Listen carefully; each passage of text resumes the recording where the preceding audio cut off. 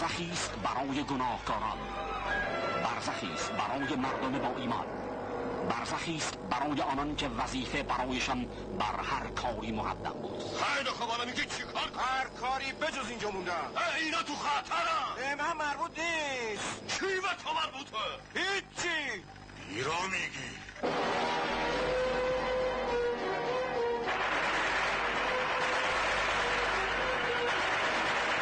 این داستان جنگ است و آتش و تفنگ و حدیث از خود گذشتن. از خدا. بله.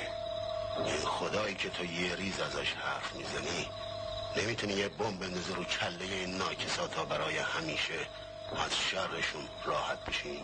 او خدایی که من میگم کارش اینجور کارانی. این شرح طلوع ایمان است در روح سوس باوران.